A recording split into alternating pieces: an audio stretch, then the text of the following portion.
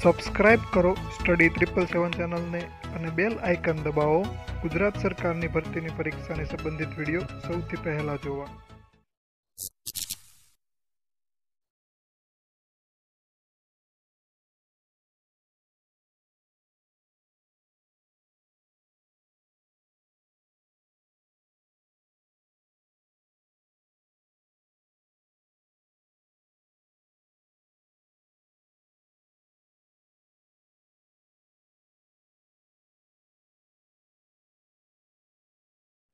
Hello friends, હું ભરત Nakum study 777 માં તમારું સ્વાગત કરું છું। આજે મિત્રો આપણે બેલીફની જે પરીક્ષા છે કે જે મુખ્ય પરીક્ષા છે તેમાં એક વાક્યના સવાલમાં કેવા સવાલો પૂછ્યા છે અને તેમાં જવાબો કઈ રીતે લખવા અને તેમાં સવાલો કયા પ્રકારના હશે, કોને સંબંધિત હશે અને કેવા હશે તે આજે આપણે જોવાનું છે। તો જો મિત્રો, હું જે તમને કહું છું ને કે એક વાક્યમાં આવા સવાલો પૂછાશે, આવા જવાબો લખવાના, તે બધું ડિપેન્ડેડ મિત્રો જે જૂની એક્ઝામો છે કે જે હાઈકોર્ટ જ પરીક્ષા લેવાની છે આ એક્ઝામની બેલીફની, એવી રીતે હાઈકોર્ટે જે બીજી પરીક્ષાઓ લીધી છે મુખ્ય પરીક્ષાઓ, તેના સંદર્ભને અને તેને જોઈને હું કહું છું કે તેમાં આવું પૂછાશે।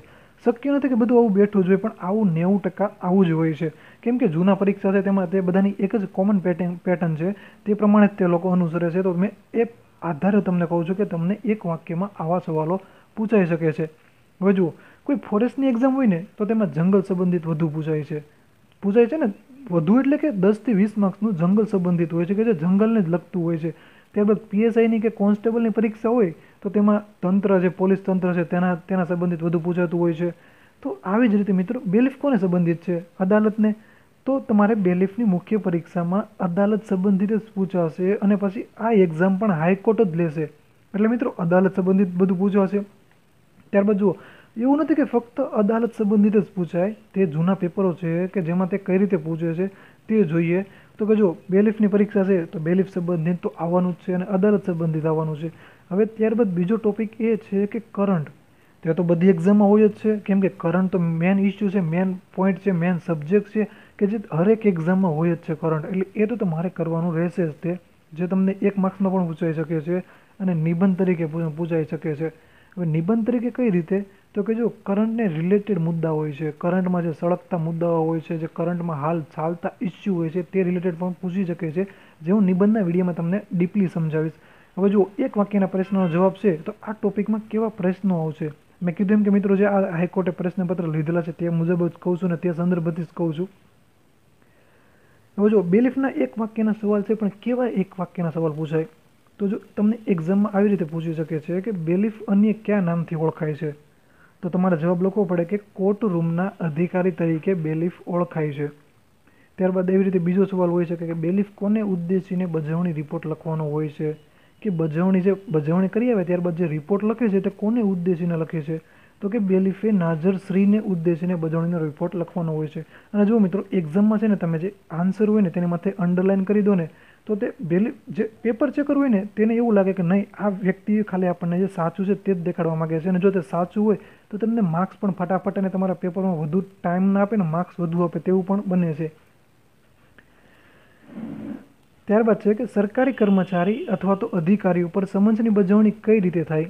તો કે સરકારી કર્મચારી ઉપર સમન્સની બજવણી તેના ખાતાના વડાને સમન્સ પ્રત મોકલીને બજવણી કરવી જોઈએ, મેં તમને આગળ સમજાવ્યું। ત્યારબાદ કઈ પ્રોસેસની બજવણી ખૂબ ત્વરાથી થવી જોઈએ?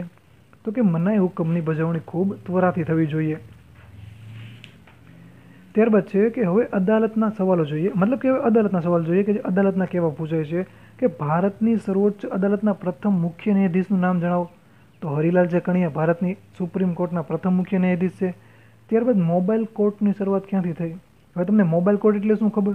કે જે હું તમને ટૂંકમાં સમજાવી દઉં કે અમુક ગામ છે જ્યાં અદાલત નથી પણ ન્યાયની જરૂર છે, તો તેવા સમયે એક બસ, મતલબ જેવી રીતે આપણે એમ્બ્યુલન્સ આવે છે 108, એવી રીતે એક બસ છે જે મોબાઈલ કોર્ટ તને કહે છે, તેમાં જજ હોય છે, તે લોકો હોય છે ને ત્યાં જઈ તે તેને ન્યાય આપે છે અને ફરીથી તે બીજા ગામમાં જાય છે, એવી રીતે બસ દ્વારા તેને મોબાઈલ કોર્ટ કહે છે કે જે અડતી ફરતી, મતલબ કે આ કોઈ જગ્યાએ ન્યાયની જરૂર હોય ત્યાં અદાલત ના હોય તો તેવી જગ્યાએ જાય છે। તો પૂછે છે કે મોબાઈલ કોર્ટની શરૂઆત ક્યાંથી થઈ? તો કે હરિયાણાના મેવાત જિલ્લાથી મોબાઈલ કોર્ટની શરૂઆત થઈ છે। અને જો મિત્રો આ એક્ઝામ છે ને તે આપણે જીકે માટેની નથી, મતલબ કે આપણું જીકે નથી ચકાસવાના એક્ઝામ. આ એક્ઝામ આપણી ભાષા ચકાસવાના છે, આપણું ભાષા ઉપર કેટલું જ્ઞાન છે. એટલે મિત્રો તમે એટલું બધું ડીપમાં પણ નહીં વાંચતા કે તમારે શું વાંચવું છે તે તમને ભૂલાઈ જાય. તો જુઓ, ભારત હવે લોક અદાલતનો પ્રયોગ સૌપ્રથમ કયા રાજ્યમાં કરવામાં આવ્યો? તો કે લોક અદાલતનો સૌપ્રથમ પ્રયોગ ગુજરાત રાજ્યમાં કરવામાં આવ્યો. ત્યારબાદ કઈ અદાલતના ચુકાદા વિરુદ્ધ ભારતના કોઈ પણ ન્યાયાલયમાં અપીલ થઈ શકતી નથી? તો કે લોક અદાલતના ચુકાદા, મતલબ કે જો લોક અદાલત છે, લોકોની અદાલત છે, તેના ચુકાદા વિરુદ્ધ કોઈ પણ સુપ્રીમ કોર્ટ, હાઈકોર્ટ, એક પણ કોર્ટમાં તેની અપીલ થઈ શકતી નથી તેની વિરુદ્ધમાં. હવે જુઓ, હવે આ વ્યક્તિગત સ્વતંત્રતાના રક્ષણ માટે ન્યાયાલય દ્વારા કઈ રીત આપવામાં આવે છે? તો કે વ્યક્તિગત સ્વતંત્રતાના રક્ષણ માટે ન્યાયાલય દ્વારા હેબિયસ કોર્પસ અથવા તો બંદી પ્રક્ષેપીકરણની રીત આપવામાં આવે છે. હવે જો મિત્રો તમને અદાલતને રિલેટેડ આવા સવાલો પૂછાય છે અને આમાંથી અમુક સવાલો પૂછાઈ ગયેલા પણ છે અને આવા તમને પૂછાશે. હવે જોઈએ કરંટ રિલેટેડ, કે કરંટના સવાલ પૂછાય તો કેવી રીતે પૂછાય? તો કે હાલમાં પ્લાસ્ટિક પર સંપૂર્ણ પ્રતિબંધ લાદનાર પ્રથમ રાજ્ય કયું બન્યું? તો કે મહારાષ્ટ્ર રાજ્ય પ્લાસ્ટિક પર પ્રતિબંધ લાદનાર પ્રથમ રાજ્ય બન્યું. ત્યારબાદ વિશ્વ પર્યાવરણ દિવસ ક્યારે ઉજવવામાં આવે છે? 5 જૂનના દિવસે વિશ્વ પર્યાવરણ દિવસ ઉજવવામાં આવે છે. હવે મિત્રો કરંટના આવા પૂછાય છે, અદાલતના આવા પૂછાય છે, પણ હવે હજી એક મેન પોઈન્ટ કે જે અડધું આની ઉપર ડિપેન્ડ હશે, મતલબ કે જે પેપર છે જેમાં એક વાક્યના સવાલ છે તેમાંથી અડધા સવાલ તો કદાચ આના જ હશે. હવે આ પરીક્ષા ભાષા માટેની છે.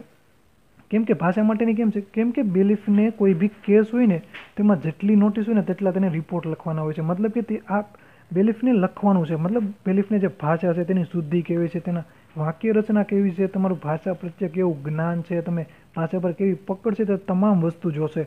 અને મારા ખ્યાલથી મિત્રો જ્ઞાનની પરીક્ષા છે જ નહીં કે તમારું જ્ઞાન ચકાશે કે તમે કેવું લખો છો, તમે જે બેલીફ બનવાનો છો તેના માટેના તમે કેવા શબ્દો વાપરો છો, તમારી વાક્ય રચના કેવી છે, ભાષામાં તમે કેવી રીતે સમજાવી શકો છો, તે તમામ વસ્તુ જોશે. અને આમાં મિત્રો હજુ કહું છું કે તેમાં કોઈ જીકે રિલેટેડ એટલું બધું આવશે નહીં. હવે મિત્રો ભાષાની પેપર છે તો તમને ભાષા સંબંધિત કેવા પૂછાઈ શકે? તો કે જો તમને ભાષામાં સામાનાથી પૂછી શકે છે, વિરોધાથી શબ્દ પૂછી શકે છે, વાક્ય શુદ્ધિ પૂછી શકે છે, શબ્દ શુદ્ધિ પૂછી શકે છે, કહેવતો પૂછી શકે, રૂઢિપ્રયોગ એવા જેવા 1 માર્કમાં તમને ગુણમાં પૂછી શકે. હવે જો મિત્રો કે તમને ભાષા સંબંધિત, મતલબ કે ભાષા સંબંધિત કેવા પ્રશ્નો જે તમારે જોતા હોય, પ્રશ્નનો સંગ્રહ જોતો હોય તો તમને કોઈ બી ગ્રામરની બુક લઈ લો, ગુજરાતી ગ્રામરની બુક, તો તેમાં તમને મળી રહે. ત્યારબાદ કરંટ રિલેટેડ સવાલ તે પણ તમને મળી રહેશે. અદાલત, કોઈ બી પોલિટીની બુક લઈ લો તેમાં અદાલત સંબંધિત હોય જ છે કે હાઈકોર્ટ શું છે, સુપ્રીમ કોર્ટ શું છે, જિલ્લા district court, family court, mobile court, બધું તમને મળી રહ્યું છે. પણ બેલીફના પ્રશ્નો મળવા થોડાક મુશ્કેલ છે. કેમ કે બેલીફના પ્રશ્નો તમને મળી તો રહે છે, પણ બેલીફના કેવા પૂછાશે, કેવા પ્રશ્ન તેના હોઈ શકે, તો તે સંબંધિત હું તેની PDF બનાવી કે ફક્ત બેલીફના 1 વાક્યના સવાલ જવાબ જેની PDF બનાવી અને જે હું મારા ટેલિગ્રામ અને મારી વેબસાઇટ પર અપલોડ કરીશ. અને મિત્રો જરૂરી નથી કે બેલીફના આ વાક્યના સવાલ પૂછાય, કરંટના જ પૂછાય. એ બધા બેલીફના પૂછી શકે છે, બધા ભાષા સુધીના પૂછી શકે છે, અથવા તો બધા અદાલતના પણ પૂછી શકે છે. એવું ફિક્સ હજી ક્યાંય નથી કે ભાઈ બેલીફ સંબંધિત એટલું પૂછાશે, બેલીફની કામગીરી સંબંધિત એક્ઝામમાં એટલું પૂછાશે, તેવું કોઈ ફિક્સ નથી. તેમાં કંઈ બી આવી શકે છે. એટલે પ્રિપેર તમારે રહેવાનું છે. અને આ તો તમને મળી રહેશે કે ભાઈ અદાલત, કરંટ, ગુજરાતી ભાષા. હું તમને બેલીફની PDF તમને ટૂંક સમયમાં મારા ટેલિગ્રામ ચેનલ અને મારી વેબસાઇટ પર અપલોડ કરી દઈશ. અને જો મિત્રો વિડીયો પસંદ આવ્યો તો લાઇક કરજો, શેર કરજો, કોમેન્ટ કરજો. અને મારા આવા વિડીયો બેલીફ રિલેટેડ જોવા માટે મારા વિડીયોની નીચે આપેલા સબસ્ક્રાઇબ બટન પર ક્લિક કરી બાજુના બેલ આઇકનને પ્રેસ કરજો કે જેથી હું આવા કોઈ વિડીયો અપલોડ કરું તો તમને નોટિફિકેશન મળી જાય. And thanks for watching this video.